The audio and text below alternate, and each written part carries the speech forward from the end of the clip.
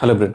Iran Israel ইউএসের যুদ্ধ সর্বোচ্চ পর্যায়ে শেষ করার জন্য সর্বোচ্চ রকম ডিপ্লোম্যাটিক প্রচেষ্টা চালানো হয়েছে পাকিস্তান এবং চায়নার পক্ষ থেকে। এতে ক্লিয়ারলি বলা যাচ্ছে যে যেই পরিমাণ প্রচেষ্টা চালানো হয়েছে, এতে যদি ব্যর্থ হয়, আগামী দিনগুলোতে শান্তি আলোচনাকে সফল করার কোনো রাস্তা আর থাকবে না।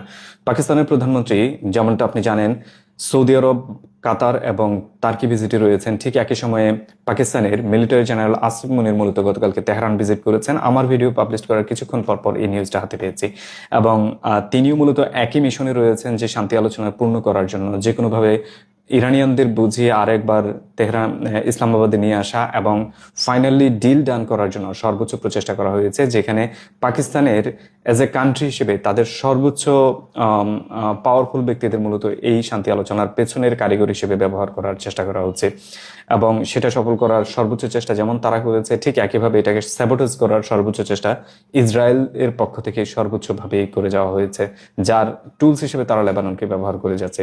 এবং একই সময়ে রাশিয়ান ইন্টেলিজেন্স রিপোর্ট প্রকাশ পেয়েছে, যেখানে তারা ক্লিয়ারলি বলেছে যে শান্তি আলোচনার আড়ালে আমেরিকা এবং ইসরায়েল মিলে মূলত ইরানে একটা গ্রাউন্ড ইনভেনশনের সর্বোচ্চ প্রস্তুতি গ্রহণ করেছে, যাতে তারা পূর্বের 50,000 ট্রুপসের সাথে গত পরশু দিনের 10,000 এবং গতকালকে আরো 2,500 সোলজার মূলত মিডল ইস্টে জড়ো করেছে, যাতে টোটাল প্রায় 70,000-এর কাছাকাছি সোলজার মূলত মধ্যপ্রাচ্যে জড়ো করা হয়েছে। এর সাথে সব মিলিয়ে প্রায় 1,200 ফাইটার জেট আমেরিকার পক্ষ থেকে এখানে জড়ো করা হয়েছে, সাথে 250 ট্যাকটিক্যাল ফাইটার জেট এবং 75th রেঞ্জার্স রেজিমেন্ট এখানে ডিপ্লয় করা হয়েছে, সাথে 82nd ব্রিগেডের কমান্ডো ইউনিট মূলত এখানে ডিপ্লয় করা হয়েছে। সো আলটিমেটলি রাশিয়ার পক্ষ থেকে যেভাবে বলা হয়েছে, সেটাকে ক্লিয়ারলি তারা দেখে একটা গ্রাউন্ড ইনভেনশনের সর্বোচ্চ প্রস্তুতি এবং ওমান সি এবং অ্যারাবিয়ান সিতে আমেরিকান নেভাল অ্যাসেটের যে অবস্থান দেখা যাচ্ছে, সেটা ক্লিয়ারলি বলে যে নেভাল ব্লকেটের আড়ালে তারা মূলত নেভাল অ্যাগ্রেশনের সর্বোচ্চ প্রস্তুতি নিয়েছে, যেখানে এয়ারক্রাফট ক্যারিয়ার, এমপিভিএস শিপস এবং নেভাল অ্যাগ্রেশনের জন্য যত ধরনের তাদের অ্যাসেট প্রয়োজন, তার সবকিছুকে তারা এখানে জড়ো করেছে। সো রাশিয়ান ইন্টেলিজেন্সকে এই মুহূর্তে ফেলে দেওয়ার কোনো অপশন নেই, কারণ তারা যা বলেছে সেটার পেছনে বেশ অনেকগুলো লজিক এখানে কাজ করে যাচ্ছে এবং ইরানের পক্ষ থেকে তারা ঠিক এটাকে কাউন্টার দেওয়ার জন্য সর্বোচ্চ প্রস্তুতি অলরেডি গ্রহণ করেছে।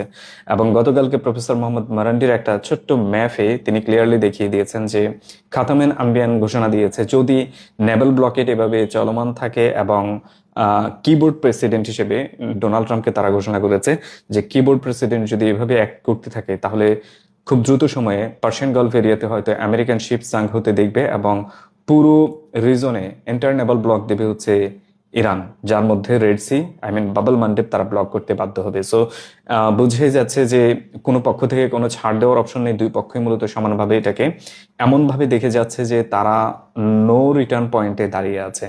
একই সময়ে গতকালকে মূলত Iranian foreign minister, deputy foreign minister সরাসরি বলেছেন এনরিচমেন্ট ইরান বন্ধ করবে না এবং তাদের লিগ্যাল রাইট তারা প্র্যাকটিস করে যাবে এবং আমেরিকাকে এটা মেনে নেওয়ার জন্য আহ্বান জানিয়েছেন যে এটা ইলিগেল কোনো রাইটস না, তারা লিগ্যাল রাইটস প্র্যাকটিস করে যাচ্ছেন। এবং সাথে যদি আরেকটু কাঁপন ধরানোর মতো কথা বলি, গতকাল পরশু দিনের ভিডিওতে আমি যেমন বলেছিলাম, আগের একটা ভিডিওতে বলেছি আইআরজিসির ভিতরে একটা ক্র্যাক অলরেডি দৃশ্যমান, সেই ক্র্যাকের আজকে আরেকটা রূপ দেখা যাচ্ছে যে মূলত মহসিন রেজাই, মূলত আইআরজিসি কমান্ডার, যিনি আয়াতুল্লাহ খামেনির সময়ে মূলত তিনি আয়াতুল্লাহ খামেনির একজন উপদেষ্টা ছিলেন, এখন মুস্তাফা আলী খামেনির উপদেষ্টা হিসেবে কাজ করে যাচ্ছেন। তিনি গতকালকে বলেছেন যে 10 পয়েন্ট যে ক্লজ তারা সিজফায়ারের জন্য প্রস্তাব করেছে, তার একটা পয়েন্টে তারা বিন্দু পরিমাণ ছাড় দেবে না, এর বাইরে অন্য কিছু নিয়ে যদি কথা বলার থাকে সেটা নিয়ে কথা বলতে পারে, অথবা তারা ওয়ারে ফিরে যাওয়ার জন্য প্রস্তুত আছে। সো মানে হার্ড লাইনারের নমুনা আপনি ক্লিয়ারলি দেখতে পাচ্ছেন যে কোন লেভেলের হার্ড লাইনে ইরানিয়ান ফাইটার বা ইরানিয়ান আইআরজিসি অথবা ইরানিয়ান অথরিটি মুহূর্তে রয়েছে এবং আমেরিকা কিভাবে তার চতুর্পাশে ঘিরে ধরার জন্য সর্বোচ্চ পরিমাণ মিলিটারি অ্যাসেট জড়ো করে যাচ্ছে, যাতে ক্লিয়ার যে আমেরিকা মূলত আরেকটা অ্যাগ্রেশনের সর্বোচ্চ চেষ্টা করে যাবে এবং ইরান তার ফাইট ব্যাক করার জন্য সর্বোচ্চ প্রস্তুতি নিয়ে রেখেছে। এই সময়ের মধ্যে মূলত পেন্টাগন, আমেরিকান যে ওয়ার মেশিন, এন্টারলি যে ওয়ার মেশিন, সেটার একটা দুর্বলতা এখানে ধরা পড়েছে। তারা গতকালকে মূলত আমেরিকান অটোমেকার ফোর্ড এবং জিএমকে রিকোয়েস্ট করেছে যে মিলিটারি ওয়েপন প্রস্তুত করার জন্য নতুন প্ল্যান্ট প্রস্তুত করতে এবং তাদের যে বিশাল মিলিটারি ওয়েপন প্রয়োজন হয় সেটার আসলে এই মুহূর্তে তাদের ক্যাপাসিটি ফুল নেই। সো এই দুইটা কোম্পানি যেন এগিয়ে আসে। সো আমেরিকাতে একটা ব্যাপার খুব ক্লিয়ার, যখন আপনি গভর্নমেন্ট পয়সা ঢালে তখন যে কোনো কোম্পানি ওয়েপন প্রস্তুতের জন্য রাজি হয়, কিন্তু প্রবলেম হচ্ছে আমেরিকা কেন গাড়ি কোম্পানিকে এই মুহূর্তে ওয়েপন প্রস্তুতের জন্য রাজি করাতে চেষ্টা করে যাচ্ছে। পেছনে কারণ কয়েকটা। প্রথম দুইটা কারণ হচ্ছে এক্সপেন্সিভ কস্ট, যেটা রেডিয়ন কিংবা বে সিস্টেম অথবা লকহিড মার্টিন এরা আসলে এদেরকে দিয়ে ইউএস এর এই ভঙ্গুর ইকোনমি এই মুহূর্তে অ্যাফোর্ড করতে পারছে না। সো ফোর্ডের কাছে গিয়েছে তারা যেন তাদের ইমোনেশন প্রোডাকশনে হেল্প করে, অ্যাটলিস্ট মিনিমাম লো কস্টে হলো। সো আলটিমেটলি হচ্ছে আমেরিকান যে ওয়ারের যে এন্টায়ার ভান্ডার, আই মিন অ্যামুনিশন ভান্ডার, সেটা যে কি পরিমাণ ডিপ্লিটেড হয়েছে এটা এই রিকোয়েস্ট থেকে ক্লিয়ার আন্দাজ করা যাচ্ছে এবং প্রমাণিত। সো বাই দ্য ওয়ে, এই সময় গতকালকে মূলত ডোনাল্ড ট্রাম্প একটা মানে তার সোশ্যাল টুইট করেছিলেন, যেখানে তিনি ক্লিয়ারলি দেখিয়েছেন যে তিনি নাকি state of Hormuz permanently open করে দিয়েছেন, হুইচ ইজ নট ট্রু। এই মুহূর্ত পর্যন্ত তারা ব্লকেটেই রয়েছে, কিন্তু যে ওপেনের কথা বলেছে সেটা অ্যাকচুয়ালি মূলত সে চায়নার ব্যাপারে বলেছে। সো চায়নার ব্যাপারে সে ওপেনের কথা বলেছে, সাথে এইটুকু সাথে উল্লেখ করেছে যে টু দ্য ওয়ার্ল্ড, কিন্তু টু দ্য ওয়ার্ল্ড এখনো কিন্তু ব্লকেড ফ্রি না। যে কোনো শিপ এখানে যাওয়ার জন্য আমেরিকা ইন্টারোগেটের শিকার হয়। সো আলটিমেটলি হচ্ছে ব্লকেড ফ্রি না। এখন চায়নার ব্যাপারে সে কেন এভাবে বলেছে এবং চায়না অ্যাকচুয়ালি কি বলেছে এটার এগেনস্টে, সেটা যদি আপনি বুঝতে চান তাহলে আপনি বুঝতে পারবেন আসলে ব্লকেট নিয়ে কে মিথ্যা বলছে। আমেরিকা বলছে ফ্রি, চায়নার শিপকে তারা ছেড়ে দিচ্ছে, বাকি শিপকে তারা ছেড়ে দিচ্ছে না। ইরানের পক্ষ থেকে তাদের রেগুলেশন অনুযায়ী তাদেরকে ট্যাক্স পে করে, টোল পে করে যে কোনো শিপ যেতে পারছে। সো কখন বুঝবেন এটা ফ্রি না? তো ফ্রি এবং ফ্রি না যখন আপনি দেখবেন যে চাইনিজ শিপের পাশাপাশি অন্যান্য শিপও ঠিকভাবে যাতায়াত করতে পারছে, তখনই আপনি বুঝবেন এটা ফ্রি। যখন দেখবেন শুধু চাইনিজ শিপ যাতায়াত করতে পারছে, অন্য কোনো শিপ যাতায়াত করতে পারছে না, তখন দেখবেন এটা আসলে ফ্রি না, ব্লকেড এখন অ্যাক্টিভ রয়েছে। আমেরিকা একটা প্রপাগান্ডা ছড়িয়েছে মার্কেটে। সো এটা ক্লিয়ার। এবং চায়না ক্লিয়ারলি, চায়নাকে আমেরিকা গতকালকে একটা ওয়ার্নিং দেওয়ার চেষ্টা করেছে, যেখানে বলেছে যে চায়না যদি ইরানে কোনো ধরনের ওয়েপন সেল করে থাকে তাহলে তাদের জন্য 50% ট্যারিফের একটা ব্যবস্থা আছে এবং চায়না এটার কনসিকুয়েন্সেস ভুগবে। চাইনিজ ফরেন মিনিস্টার স্পোক্সপারসন গতকালকে খুব স্ট্রং ওয়ার্ড ব্যবহার করে বলেছে যে তাদের সাথে ইরানের এগ্রিমেন্ট রয়েছে, ডিফেন্স ডিল রয়েছে এবং তারা সেটাকে সম্মান করে, এবং অন্য কান্ট্রি এটার মধ্যে ইন্টারফেয়ার করবে এই ধরনের কোনো কিছু তারা কখনো আশা করে না। চায়না কখনো স্বীকার করেনি তারা ইরানকে কোনো ধরনের ওয়েপন সেল করেছে, না কখনো ডিনাই করেছে যে তারা সেল করেছে। সো চায়নার স্ট্যান্ডটা এরকম যে আমার মর্জি, আমি কার সাথে কি ব্যবসা করব, তোমার এখানে ইন্টারফেয়ার করার মতো অথরিটি তোমাকে দেওয়া হয়নি। ইনকেস তুমি যদি অথরিটি মানে নিতে চাও বা এই ধরনের কোনো আওয়াজ তুলতে চাও তাহলে তুমি কনসিকুয়েন্সেস ভোগ করতে হবে। এটা চায়না ইনডিরেক্টলি ইউএসএ কে অ্যাকচুয়ালি বলে দিয়েছে।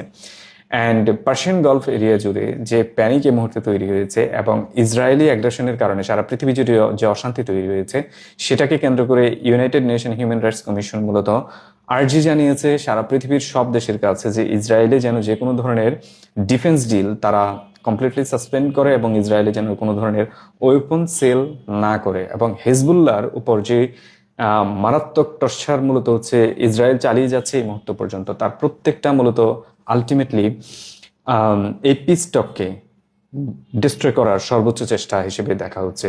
ইরান হিজবুল্লাহকে ডমিনেট করতে গিয়ে তারা মূলত বেনজাবেল মূলত একটা শহর আছে যেটা আলটিমেটলি হচ্ছে সাউদার্ন লেবাননে ইসরায়েল বর্ডারের খুব কাছাকাছি, এন্টায়ার সিটিকে তারা লিটারালি মাটির সাথে মিশিয়ে দিয়েছে এবং পুরো সিটির চারপাশ থেকে এই মুহূর্তে ইসরায়েলি সোলজাররা ঘিরে রেখেছে।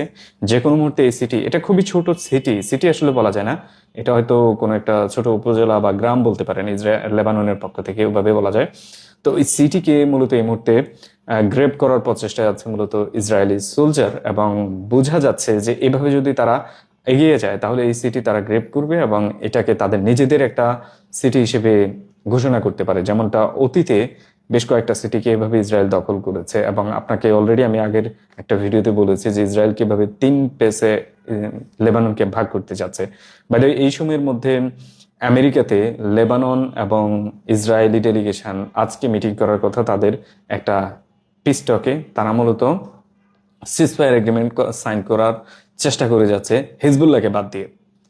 জাস্ট আপনি ভাবেন এর পেছনে কারণগুলো কি। কারণ হচ্ছে লেবানন লার্জলি মূলত হচ্ছে সাউদার্ন লেবানন এরিয়া শিয়া অধ্যুষিত, আর বৈরুত থেকে নর্দার্ন এরিয়া মূলত হচ্ছে খ্রিস্টান এবং মুসলিম, সাথে কিছু দ্রুজ রয়েছে। সো লেবাননে যে গভর্নমেন্ট রয়েছে সেই গভর্নমেন্ট মূলত সুন্নি লিড এবং খ্রিস্টান লিড, আর সাথে অল্প কিছু শিয়া মূলত সেই পার্লামেন্টে আছে যারা মূলত হিজবুল্লাহ টেরিটোরিয়ান। সো সুন্নি এবং খ্রিস্টান লিড মূলত হিজবুল্লাহকে গ্রহণ করতে চায় না, তারা মনে করে হিজবুল্লাহ দেশের জন্য থ্রেট, আর তারা সরাসরি ইসরায়েল এবং ইউএস এর সাথে কোঅপারেশন করে চলতে চায় এবং তাদের অকুপেশন মানতেই চায়, লিটারালি যদি আমি এভাবে বলি। আর হিজবুল্লাহ হচ্ছে টোটালি মানে এক্সট্রিম অবস্থানে দাঁড়িয়ে আছে, যে লেবাননের 1 ইঞ্চি মাটিও ছাড়তে রাজি না, সে প্রয়োজনে লাইফ থ্রেটেনিং ওয়ার চালিয়ে যাবে, তারপরও হচ্ছে ইসরায়েলকে কোনো ছাড় দেবে না, কোনো বর্ডার ছাড় দেবে না, এবং এই অবস্থানে দাঁড়িয়ে আছে। সো এই মুহূর্তে হিজবুল্লাহকে বাদ দিয়ে একটা সিজফায়ার এগ্রিমেন্ট ইউএসএ তে লেবানন করতে গেছে, মানে হচ্ছে হিজবুল্লাহকে সে ডিনাই করছে এবং হিজবুল্লাহকে ডিজার্ম করার চেষ্টা করে যাচ্ছে। আর হিজবুল্লাহকে ডিজার্ম করা মানে হচ্ছে ইসরায়েলের সাউদার্ন লেবানন কমপ্লিটলি অকুপিড করার সর্বোচ্চ চেষ্টা করা। সো সেটাই এই মুহূর্তে করার চেষ্টা করে যাচ্ছে, এবং চায়না সাইলেন্টলি এবং ক্লিয়ারলি মূলত এই পিস টকটাকে যেভাবে অ্যারেঞ্জ করে যাচ্ছে, সেটাকে যদি ব্যর্থ কোনো কারণে হয় তাহলে এটার কনসিকুয়েন্সেস আসলে ইউএসএ কে ভোগ করতে হবে, অন্য কাউকে নয়। সো ইউএস এর জন্য এই মুহূর্তে টাফ সিচুয়েশন হয়ে গেছে যে পিস টক কিভাবে সফল করবে, কারণ নেতানিয়াহুর মতো লোক যেখানে হচ্ছে এন্টারলি পুরোপুরি ভাবে চায় যে ডিস্ট্রাকশনের মধ্যে থাকতে, নতুন ওয়ার কায়েম করতে, নতুন ওয়ার চালু করতে, এর বাইরে সে কোনো কিছু বুঝছে না। ঠিক একইভাবে চায়না চাচ্ছে পিস টক রেডি করে সেটাকে সমাধান করতে, কারণ যত ওয়ার লেন্দি হচ্ছে চায়নার ইকোনমিক্যাল ক্ষতি হচ্ছে, বিজনেস স্লো হচ্ছে কিছু কিছু ক্ষেত্রে। সো চায়নার জন্য এটা বিপজ্জনক হয়ে যাচ্ছে। এবং ইরানের যখন এই পিস টক চলমান রয়েছে, তখন ইরানের ইন্টেলিজেন্স গতকালকে ইরানের ভেতরে সব মিলিয়ে 35 জন মোসাদ এজেন্টকে গ্রেপ্তার করেছে উইথ আর্মস, এবং নিশ্চিতভাবে ধারণা করা যাচ্ছে যে মোসাদের ব্যাপারে ইরান কমপ্লিটলি জিরো টলারেন্স, তাদের হয়তো ডেথ পেনাল্টি হতে পারে, হওয়ার চান্স রয়েছে। এবং তার্কিতে গতকালকে ইনসিডেন্টলি না কোইন্সিডেন্টলি 2বার শুটিং হয়েছে, এবং এখন পর্যন্ত সম্ভবত 10 জনের মতো মৃত্যুবরণ করেছে। সো তার্কিতে হঠাৎ করে শুটিং এর মাত্রা বেড়ে গেছে, এবং এটা ইনসিডেন্টটা কোইন্সিডেন্টলি অনেক মিল রয়েছে ইউএস এর শুটিং এর সাথে। আমেরিকাতে যখন ইসরায়েল বিরোধী কোনো কিছু ঘটতে যায়, তখনই দেখবেন একটা শুটিং, ম্যাচ শুটিং ঘটে, প্রচন্ড পরিমাণে বেশ কিছু মানুষ হত্যার শিকার হয়, দেন এটা শান্ত হয়। তার্কি মূলত রিসেন্টলি এন্টি ইসরায়েলি মূলত মুভমেন্টে বেশ স্ট্রংলি অপোজ করে যাচ্ছে অনেক কিছুতে, এবং ডিরেক্টলি বলে যাচ্ছে যে ইসরায়েল তাদের জন্য একটা থ্রেট। ইসরায়েলকে তারা বেশ অনেকগুলো হুঁশিয়ারি উচ্চারণ করেছে। অ্যাট দ্য সেম টাইম আপনি দেখবেন গত সপ্তাহ 2 আগে ইসরায়েলি এম্বাসির কাছাকাছিতে শুটিং হয়েছে, এবং কালকে স্কুলে শুটিং হয়েছে তার্কিতে। সো এটা কোইন্সিডেন্টলি ঘটছে না, এটা ইনসিডেন্টলি ঘটছে, এবং এগুলো ঘটানো হচ্ছে এবং প্রপার প্ল্যানিং এর মাধ্যমে ঘটানো হচ্ছে, যার পেছনের কারিগর মূলত মোসাদ, এটা নিশ্চিতভাবে বলা যায়। সো এখন পর্যন্ত ঠিক আলোচনায় যতটুকু আমি দেখতে পেয়েছি যে এই আলোচনা, শান্তি আলোচনা বিনাশ করার জন্য যত চেষ্টা রয়েছে তার পুরোটার পেছনে মূল কারিগর হচ্ছে ইসরায়েল, এবং গ্লোবাল পার্সপেক্টিভে এই শান্তি আলোচনাকে হাইজেক করার চেষ্টা করে যাচ্ছে মূলত ইউরোপিয়ান কিছু কান্ট্রি। রিজন হচ্ছে তারা তাদের মতে পাকিস্তানের ওই হোল্ড থাকা উচিত না যে তারা একটা শান্তি আলোচনা করে বিশ্ব শান্তি প্রতিষ্ঠা করতে পারে। সো এই মুহূর্তে নামগুলো রিভিল করা আসলে ঠিক না, রিজন হচ্ছে এমন কিছু এখনো ঘটেনি যেটা আমি আসলে এভাবে বলতে পারি। সো যেটা বলতে পারি যে খুব দ্রুত সময়ে আমরা হয়তো একটা বড় পরিবর্তন দেখব, অথবা বড় একটা কেওয়াস দেখব।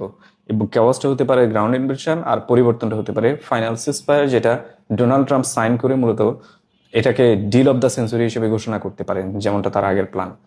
দ্যাটস ইট এখন পর্যন্ত। টাটা, বাই বাই, আল্লাহ হাফিজ।